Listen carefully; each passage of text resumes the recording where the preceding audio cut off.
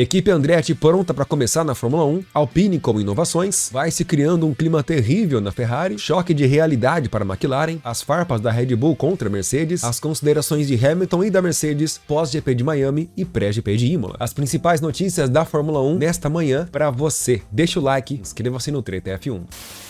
Chefão da equipe Andretti garantiu que já está enviando toda a papelada e burocracia para a Fórmula 1 e espera deles uma resposta até junho a respeito de liberar o acesso deles para competir na Fórmula 1. Segundo ele, já estão trabalhando e muito, inclusive construindo uma equipe de Fórmula 1 enquanto toda essa burocracia não é finalizada. Lembrando que a equipe Andretti é uma equipe muito grande e forte na Fórmula Indy, na IMSA, Campeonato de Endurance, na Fórmula E e na Extreme E. Eles são fortes e agora querem entrar o quanto antes no maior esporte motor do planeta.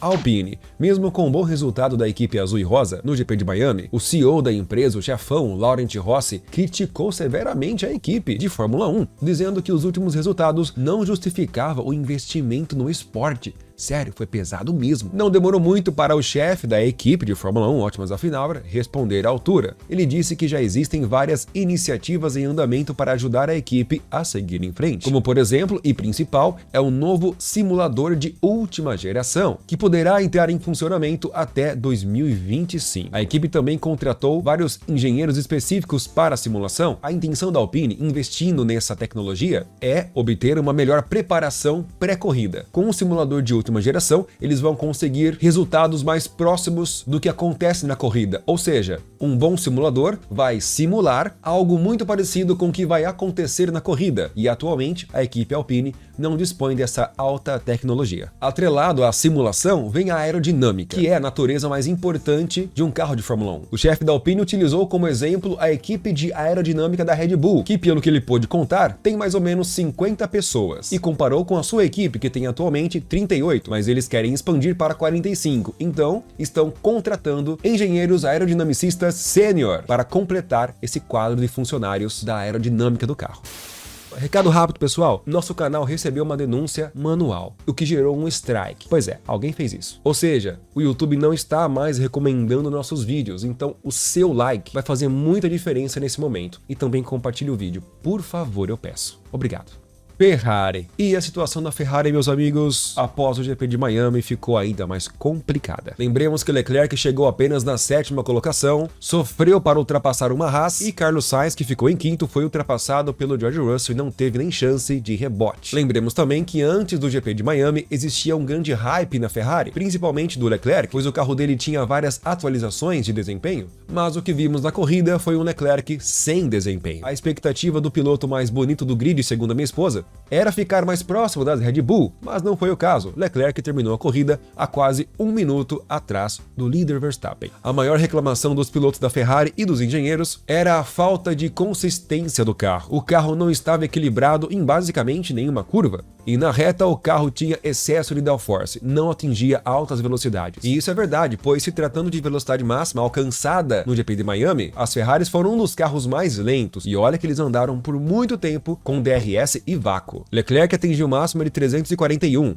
e Sainz também. Foram mais lentos, por exemplo, que as duas McLaren, que estavam com excesso de downforce, eles mesmos justificaram isso. Foram muito mais lentos que as Mercedes, bem mais lento ainda que as Haas, por isso que ambas as Ferraris sofreram para ultrapassar uma Haas. E mediante a tudo isso, o chefe da Ferrari sempre diz que a equipe está bem. Mesmo quando ela verdadeiramente estava em crise, o chefe da equipe vermelha, numa entrevista recente, ele dava um de político, desconversava quando o assunto era aerodinâmica, não queria tocar nesse assunto. Pois ele foi questionado sobre a saída do chefe da aerodinâmica da Ferrari, o Davi Sanches, e o Fred desconversou. Sendo assim, o jornal concluiu que a Ferrari tem uma deficiência aerodinâmica, na verdade uma crise nesse setor na equipe, que o chefe não confessa.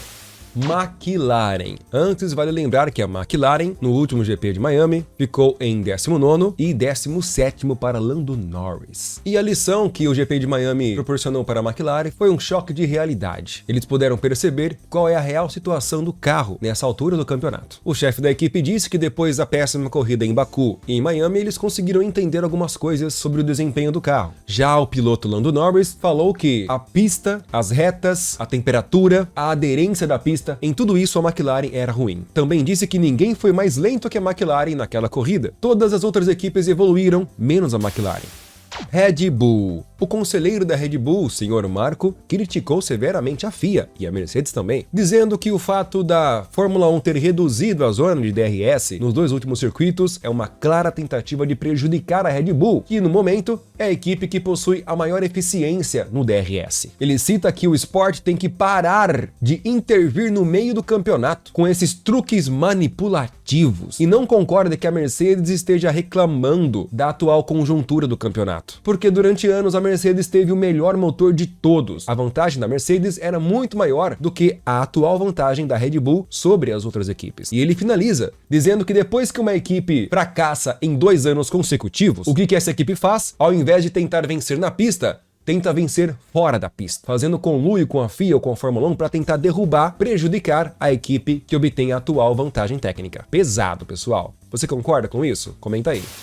E falando em Mercedes, Hamilton gostou muito, até chamou de mega recuperação a sua corrida em Miami. Lembremos que Hamilton terminou na 6ª colocação, que para ele é um resultado incrível, visto que ele largou em 13º. Só que antes da corrida, o pensamento de Hamilton era: vou tentar chegar no top 10. Realmente, ele não estava nem um pouco confiante com o seu carro. Hamilton começa citando a sua experiência em Baku. Baku tem uma gigantesca reta, mas lá ele não conseguia fazer nenhuma ultrapassagem. Já em Miami, também tem uma gigantesca reta, e aqui ele conseguiu fazer várias ultrapassagens. Disse que foi muito bom ter ritmo novamente, ver os carros à sua frente e saber que você pode ultrapassar. Ele também cita a Ferrari, dizendo que foi ótimo ver a Ferrari na sua frente e poder alcançá-los e ultrapassá-los. Ele finaliza dizendo que é impressionante ver o ritmo da Ferrari na classificação. Eles realmente são muito rápidos, mas na corrida, Hamilton não sabe o que está acontecendo com a Ferrari, que até ele consegue ultrapassá-las. E ainda na Mercedes, ela confirma: grande mudança, cirurgia, operação, atualização, vai acontecer em Imola. Vai mudar tudo, suspensão dianteira vai ser totalmente diferente, o piso, a carroceria.